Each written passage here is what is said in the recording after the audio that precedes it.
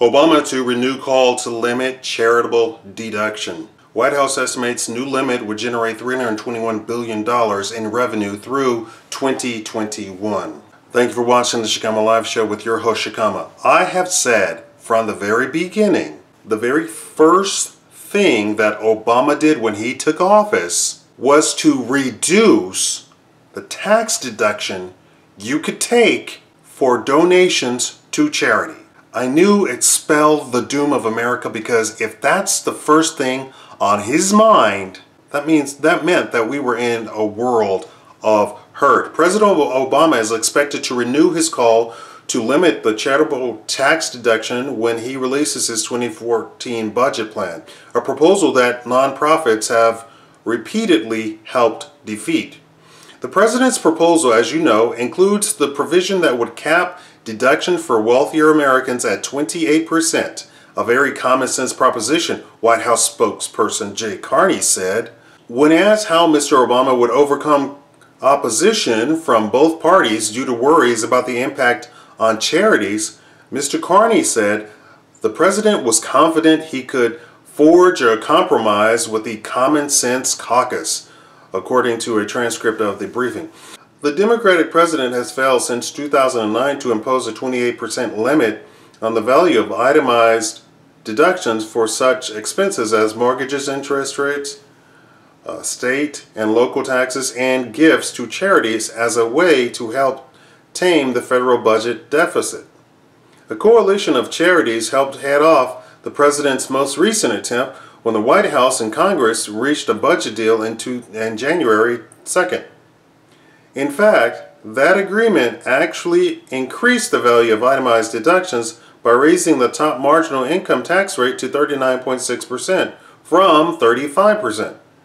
Because the charitable tax deduction is tied to a person's tax rate, donors in the highest brackets are now able to get a tax savings of 39.6% for every dollar donated to charity. That means a $1,000 contribution would cost a taxpayer $604. The 28% proposal would limit the value of the deduction to $280 on that same gift, increasing the cost of a donation to $720, or by 19.2%. The White House estimates that the new limit would generate $321 billion in additional revenue through 2021, according to the Tax Policy Center. Obama administration officials have said that the change would affect only high-income, it's a lie, taxpayers, singles with incomes in excess of $200,000, and married couples with incomes above $250,000. It's a lie. Taxpayers with income below those levels who do not itemize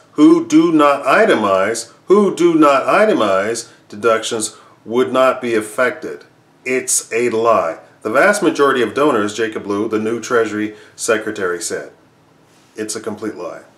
It's a complete and utter lie. You should always itemize. I don't care if you work at McDonald's and that's your only job.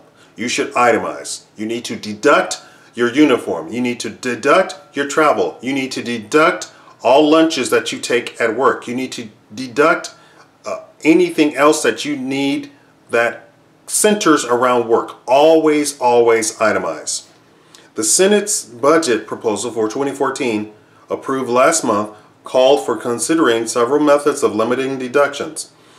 It mentioned ideas including replacing the deduction with a 12% tax credit that would be available for amounts beyond 2% of a taxpayer's adjusted gross income, a dollar cap, and a limit of 2% of adjusted gross income on the tax benefits derived from deductions. Although the chief proponent of that idea wants to exclude charities from such a limit. The House budget does not mention itemized deductions. I told you it was a lie.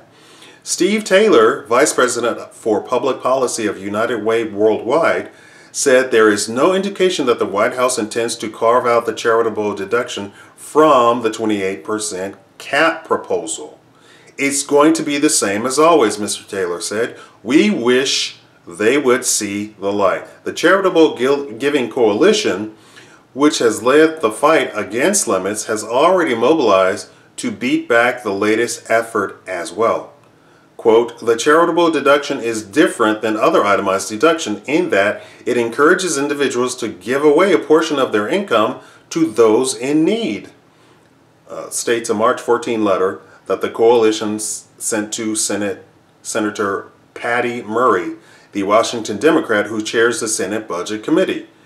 Quote, it is not a tax cut for the wealthy.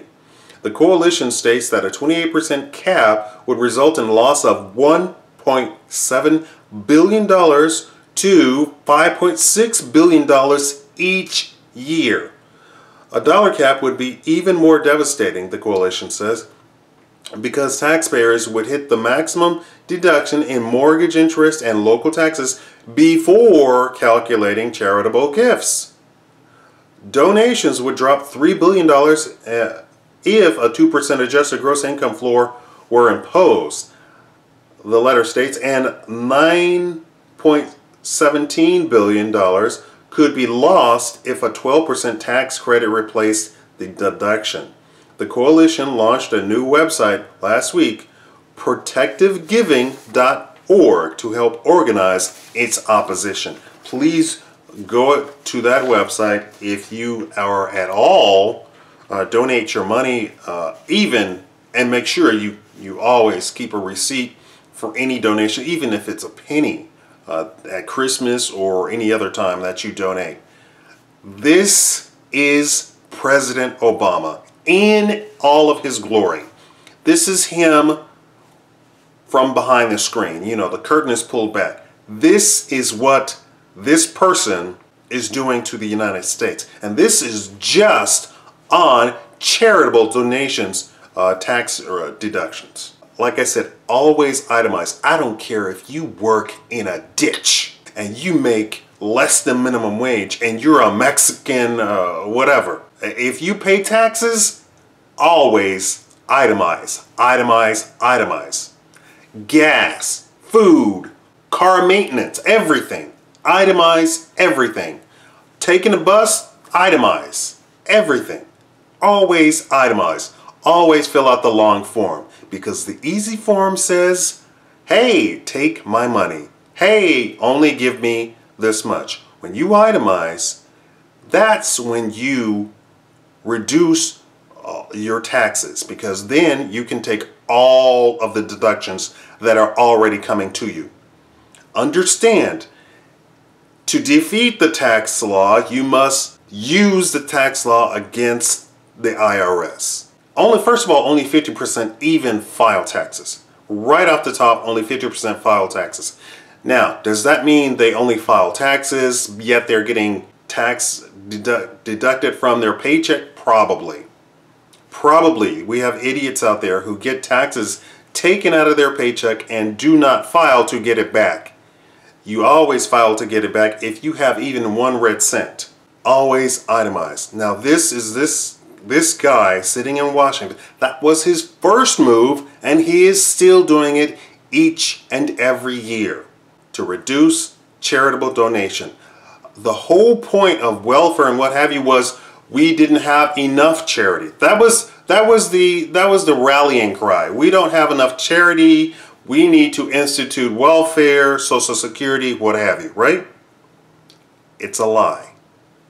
We are the most giving, and every year we increase. It's mostly Republicans who do the most giving. Liberals, Democrats do not give. As a whole, you might be a Democrat listening to this and you might say, well, I give. That's just you. That's just you. Democrats as a whole do not give. Republicans, Christians as a whole give far more than even beyond what they can deduct off of their taxes. So don't think that that's the incentive. The incentive is that they are just giving people. We are giving people. I think we should go back to getting 100% of charitable donations deducted from taxes. 100%. What would that mean? That would mean we would not need welfare. We would not need Social Security. We would not need Medicare, Medicaid, all of that stuff. We wouldn't need it. 100%? That means That every charity would be covered and they could grow and grow and grow and grow until the charity actually covered the United States, which it did back in the day. Even in small towns, charities covered the people who couldn't work, visited the sick, visited the poor, visited the widows. Everything that you hear in the Bible talking about, what have you done for me? Did you visit the sick? Did you feed the hungry? That's what charities did back in the day. Soup kitchens, yes. This is this president. If you could describe it in a word, he is evil. If that's the description, and you understand that description more than anything else, he is evil. Black people, he is evil. I know mostly black people are very religious. He is evil incarnate, walking. Fire springs up from his footsteps when he walks on the land. If you get my drift. Thank you for watching the Shikama Live Show. Leave a comment down below.